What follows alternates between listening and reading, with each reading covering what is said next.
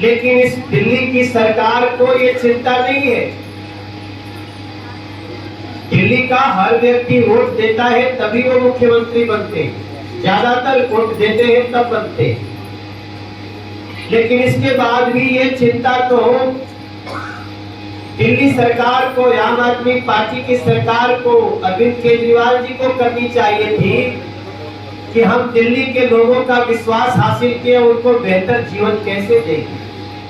वो कोई भी हो, वो समाज का एक एक व्यक्ति, उसको बांटो मत, हिंदू हो, मुसलमान हो, सिख हो, ईसाई हो, जैन हो, पारसी हो, दिल्ली में रहता है तो उसको एक बेहतर जीवन जीने का अधिकार है कि नहीं? है। मेरे भाई बहन, ये जो आज टेक्नोलॉजी पार्क, इस पार्क का क्या नाम है? Technology park. टेक्नोलॉजी पार्क सुनने में बड़ा अजीब लगता है। क्या है? सभी लोगों ने बताया ये टेक्नोलॉजी पार्क 4 करोड़ रुपए की लागत से शुरू हो रहा है। ये 4 करोड़ कौन दिया है? ये प्रधानमंत्री जी से मांग करके मैंने ईडीएमसी को दिया है। 70 लाख रुपया इसमें एमसीडी ने भी लगाया है। उस 70 लाख को बिल्डिंग बनाने में लगा है। लेकिन जो 4 करोड़ से और 5 टेक्नोलॉजी से जो यहाँ काम होगा, उन 5 टेक्नोलॉजी का नाम है, वो भी आप सबको एक बार ध्यान में आ जाना चाहिए। वो है देशवी टेक्नोलॉजी।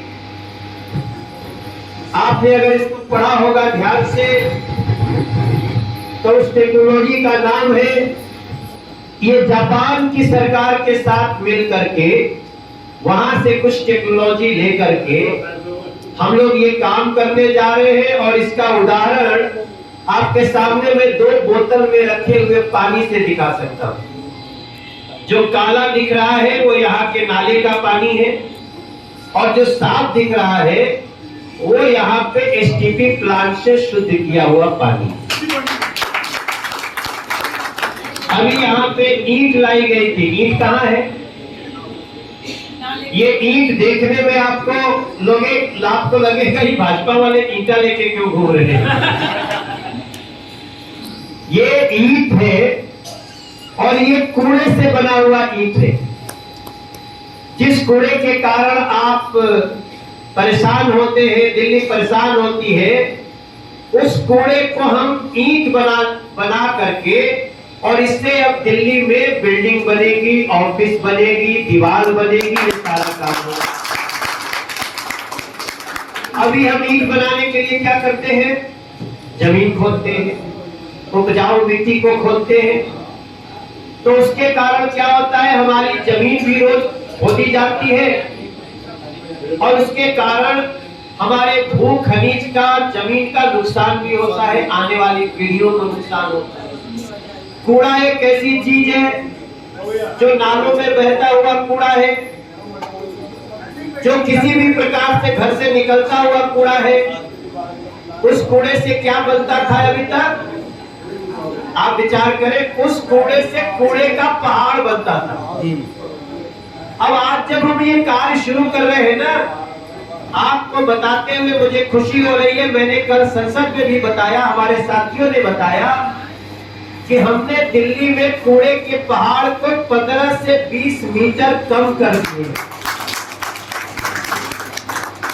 हमने अब जब कूड़े से हम ईंटा बनाएंगे, ईंटा तो सबको चाहिए ना भाई, घरवा बनाओगे तो ईंटवा चाहिए ना, ईंटा तो खरीदना पड़ता है ना।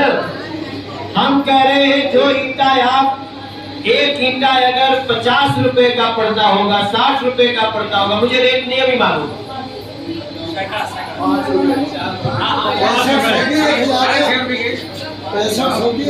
एक ईंटा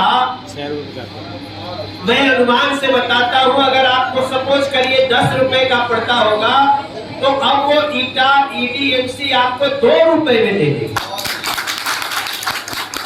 आपका भी खर्च घटाया, और जो कूड़े की भयानक समस्या है, लैंडफिल साइट की जरूरत न पड़े, कूड़ा का पहाड़ न बने, उसके लिए हमने ईंटा बनाना शुरू कर दिया। ईंटा इतना मजबूत है केजरीवाल जी टेस्ट कर सकते हैं।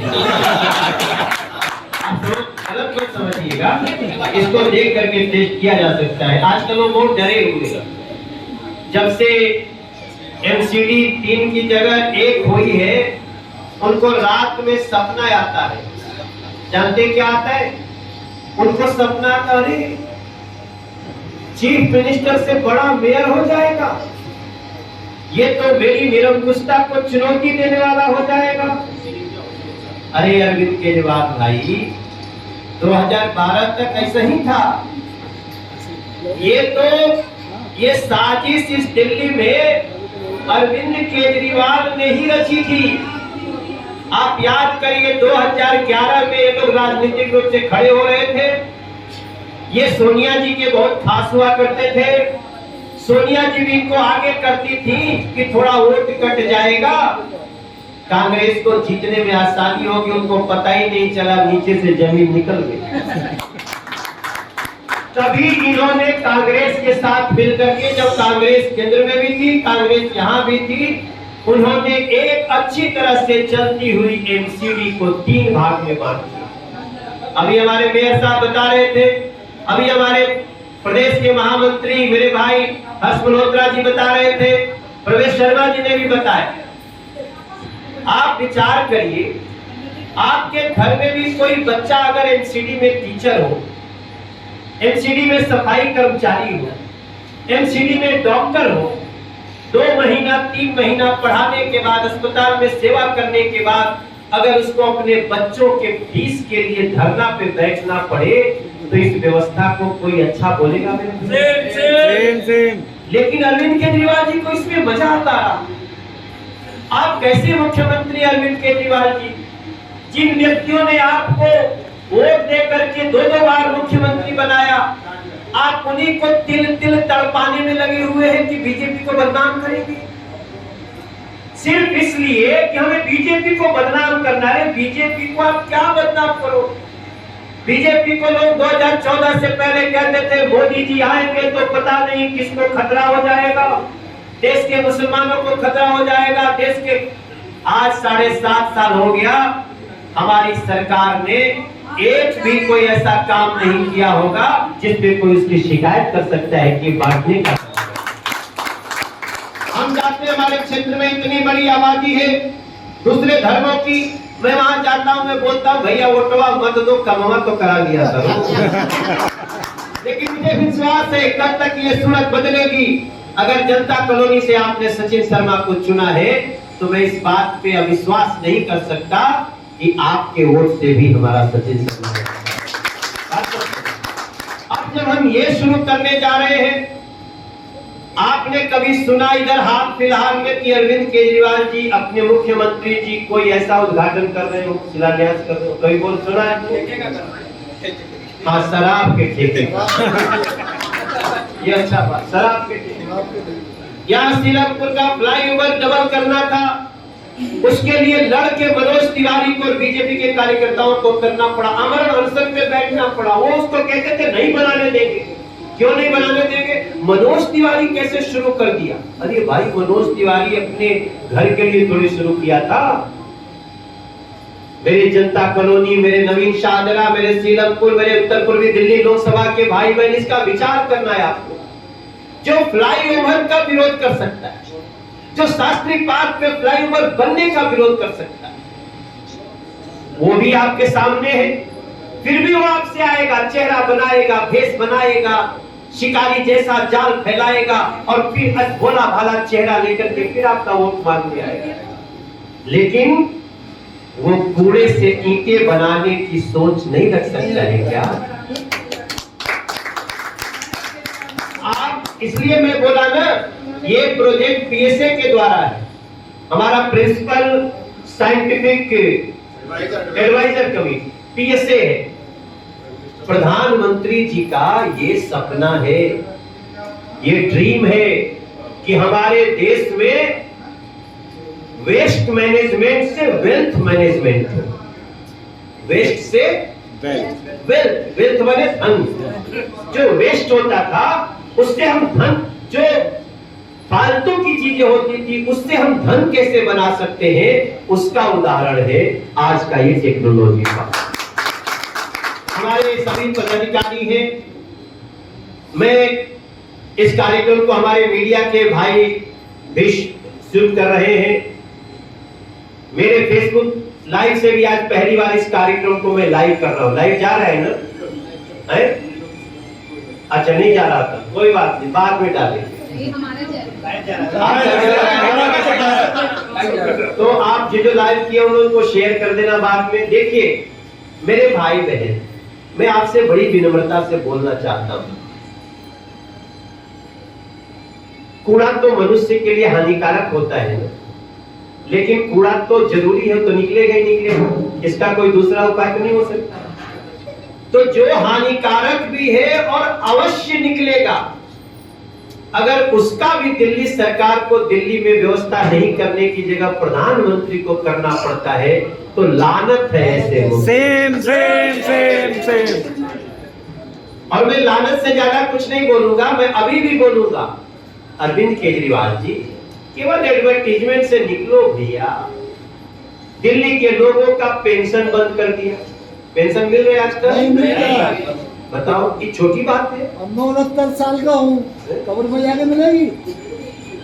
ना विधवा का पेंशन मिल रहा है, ना दिव्यांग का पेंशन मिल रहा है, और न तो वृद्धा पेंशन मिल रहा है। क्यों काट दिया? बोलता है कि हम सबको पानी फ्री दे दें। भैया ये मैं पानी पी रहा हूँ, कितना लीटर होगा ये? 200 ग्राम। ये फ्री में मिलता है क्या? तो पानी फ्री कैसे हुआ? आप ये लिखो ना कि दिल्ली में ये वाला कूड़े का पानी जो है ये फ्री में मिलता है, ये बीमारी फ्री में मिलती है। ये तो यहाँ भी आप लोग खरीद कर लाए होंगे ना सचिन? कितने का मिलता है? 7 रुपए का 200 ग्राम। तो लगता है उससे भी महंगा है। 35 रुपए किलो। 35 रुपए लीटर हो गया। आप सोचें, हंसने की बात नहीं सर, ये बहुत गंभीर बात है कि दिल्ली में पीने वाला पानी 35 रुपया लीटर, और किसी की हिम्मत नहीं है कि वो नल से पानी आ रहा और पी ले। और जो पी ले रहा है ना वो बीमार हो रहा है, उसका कम से कम 50-60 हजार रुपया साल में दवाई में खर्चा हो रहा है। बहुत गंदा पानी। मेरे भाई बहन, मैं इस योजना का शुरुआत करते हुए सिर्फ इतना कहना चाहता हूँ, एक बार एमसीडी के लिए ताली बजाएं। एमसीडी के लोगों के लिए, एमसीडी के पदाधिकारियों के लिए, और प्रधानमंत्री जी की सोच को मैं धन्यवाद करता हूँ। हम लोग जब जब उनसे मिलते हैं वो एक ही बात बोलते हैं, मनोज काश ये दिल्ली बीजेपी के पास होती। इस दिल्ली को, ये तो छोटा सा हमने किया है ना 4 करोड़ की लागत से, ये हमें हर जगह पे रोकते रहते हैं। अगर पूरी तरह से हमारा बस चलता तो आप फ्लड के जो नाले होते देखे हैं ना, ये जो नाला बहता है बगल से देखे हैं ना, ये नाले के किनारे लोग रहते हैं, उनकी क्या स्थिति होती है? 7 साल से नाला साफ नहीं हुआ है। बताइए, 7 साल से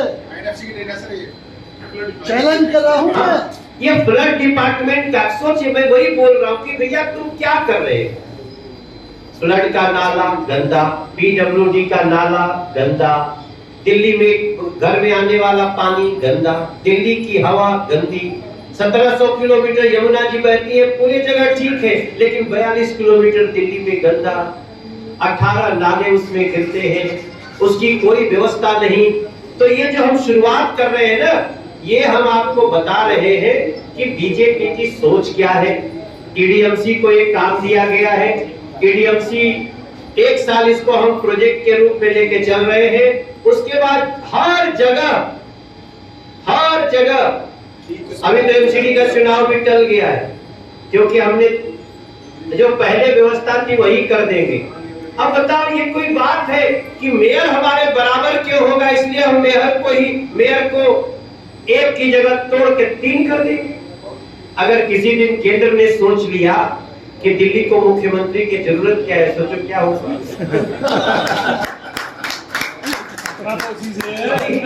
तो केंद्र शासित प्रदेश है ना, फिर भी हम डिस्टर्ब नहीं करते।